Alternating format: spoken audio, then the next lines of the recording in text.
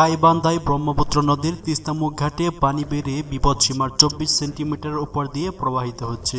এছাড়া তিস্তা, যমুনা, করতোয়া ও ঘাঘট নদীর পানি বৃদ্ধি অব্যাহত রয়েছে। বৃষ্টি আর উজানের ঢলে তিস্তা, ব্রহ্মপুত্র ও যমুনা নদীর তীরবর্তী গাইবান্ধার চরাঞ্চল ও নিম্নাঞ্চলের অন্তত 20টি গ্রাম প্লাবিত হয়েছে। এতে পানিবন্দী হয়ে পড়েছেন সদর, সুন্দরগঞ্জ, ফুলছড়ি ও সাঘাটা উপজেলার অন্তত 5,000 মানুষ। এসব এলাকার কাঁচা রাস্তাঘাট তলিয়ে গেছে, পানিতে ডুবে গেছে ধানের বীজতলা, পাট, মরিচ সহ বিভিন্ন ফসলের জমি। পানি বৃদ্ধি আর তীব্র স্রোতের কারণে নদীর তীরবর্তী এলাকায় ব্যাপক ভাঙন দেখা দিয়েছে। ভাঙনে এরই মধ্যে 4 উপজেলার অন্তত 5 শতাধিক বসতভিটে আবাদি জমি নদীগর্ভে বিলীন হয়েছে।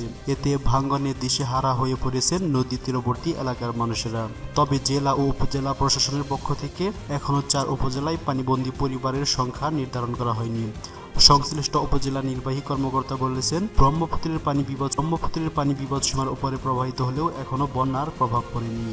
সবচেয়ে ভাঙনের তীব্রতা বেড়েছে সুন্দরগঞ্জের হরিপুর, কাপাসিয়া, বেলকা, সদরের কামারজানি, ঘোঘাট, ফুলছড়ির ফজলুপুর, এরেন্ডাবাড়ি, উড়িয়া ও গজারিতে।